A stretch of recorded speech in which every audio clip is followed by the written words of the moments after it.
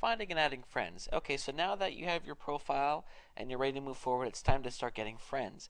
Basically, all we need to do is find friends that we think would be a good match for what we're trying to do, and then asked to befriend them. And I think you're going to find that most of the time people will become your friend, as long as you don't scare them off in the process, I guess I should say. So how do we find people? In the upper right hand corner there's a search box. I'm just going to go ahead and type in New York. You can search by, for schools. You can search, of course, by names. What this comes up is everything that's related to New York. So you can also filter the results here by people, pages, groups, applications, events, and we're going to talk more specifically shortly about fan pages and groups, what the difference is, how to use them, and all that good stuff. But for this point, I just want to show you again that this is all about how to find people. So let's say, for example, that you have a business that's in New York City. Well, here is a fan page for New York City. So there's almost 1 million people on this page. Just click on this here, and there are all the people that are a member of this group. That is incredible. So what I could do is I can just start befriending them, because if they're friends of New York City, they probably hopefully live in New York City, or used to live, and is a potential person that I want to expose my business to. So I just go ahead and start adding them as friends. I click add friend, and of course this person has to first confirm it. I'm going to hit send request, and there we go. Now I do have to enter this CAPTCHA here to show that I am real, which I am. Hit submit, and there you go. The reason for this, of course, is so people don't sit down and use software to invite a zillion friends at once. So we can do this. Again, it's helpful to find people that are going to be people that you want to be interacting with, and then you do this. Now I know that you're thinking this all looks like it's going to take a lot of time, and yeah, it does take time. However, this is all about getting the ball rolling, because what happens then is you go out and let's say you get these initial first 100 friends, and then you give them good content, and then they're going to tell their friends, or their friends are going to find out about you from their friends page, and before you know it, you have something viral on your hands. So that part's up to you, capturing the viralness of Facebook. But this is an excellent way to get things going. Fan pages versus groups. Essentially, there are two main ways that you can branch out from your personal profile to promote a business: fan pages and groups. Let's go ahead and let me show you an example of each here. We talked in the last video about the New York City fan page. Let's go ahead and look at it. I'm sure that you've seen these before. Basically, there can be fan pages for singers, for movies, for, as you see here, cities, anything that you can imagine, and they can become very, very popular. Now, a group, on the other hand, let's go back here. A group, on the other hand, is more like a board, a forum. Let's just filter by groups here.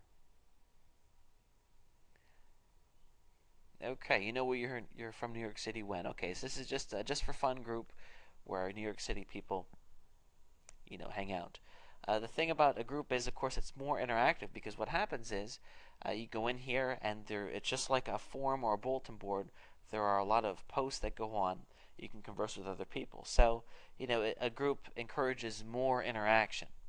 So let's talk then specifically about the differences between the two of these, because if you're a business or you're trying to start a business on Facebook, you might be saying to yourself, which way do I go? What should I create here? Okay, well, starting with fan pages, you gain exposure through the search engines. Facebook is a closed community, meaning that I create a profile on Facebook, and somebody from the internet can only see my profile if they're my friend.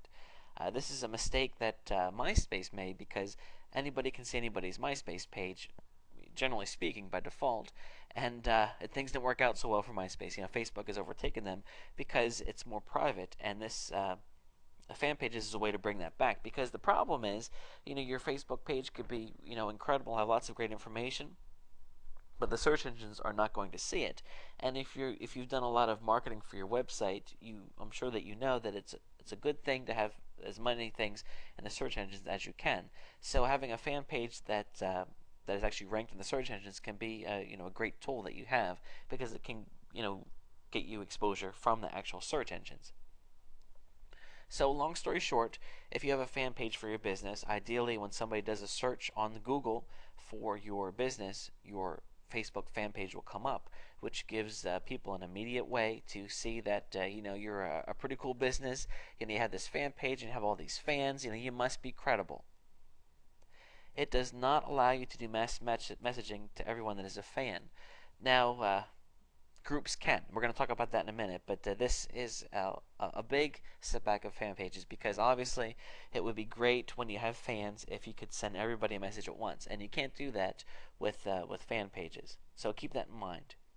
Wall posts show up in members' news feeds. This is a huge positive, and unfortunately a negative for the groups that we'll talk about in a second. But whenever you make a post on your fan page, it shows up in everybody's news feed, meaning that it's a fantastic way to reach all these people. Okay, now the groups cannot be indexed by search engines, so that's a strike against groups.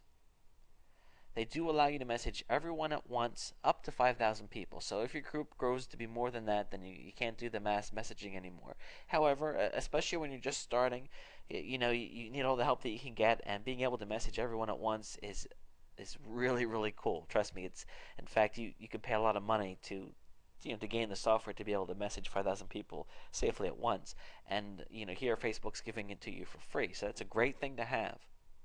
Wall posts do not show up in members' news feeds. This is a huge negative. Okay, so what's the solution then?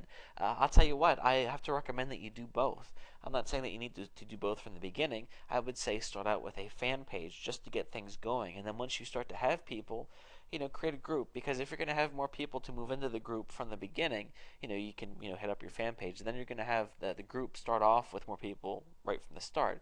Because I don't know if you've ever been in a forum or there isn't much going on, it's boring, and you leave and you never come back. You don't want that to happen. So start out with a fan page, build it up, and then create a group. And then you can take advantage of the unique marketing aspects that both have. And I think you're going to find that a lot of people do things this way. So, as you move forward, if you find that one of them is not as much of a fit for you, then you can focus more on the other. But I think it's good to get your hands in both, because there's certain reasons to be using both. Finding and joining groups. Okay, now we're going to talk more specifically about groups, and how of course we can use them to take our business forward on Facebook. So again, I'm going to go to the search bar here and do a search. Now let's say that my mission is to sell a dog training products. That's what my marketing is going to be geared towards. Okay, no problem. I type in dog training. You can see here, filter the results by groups, and multiple dog training groups come up. Okay, so these groups are going to be really focused on dog training. If I backed things out and just did a search for dog, I'm going to find humongous sized groups, not as niche specific, but still, I love my dog. Okay, that's pretty cool. I would think that people in that group, are certainly dog fanatics, so that's certainly something that I would want to consider targeting. But I could take things further too, with dog training. And then we have groups that are a lot smaller, 782 members. Okay.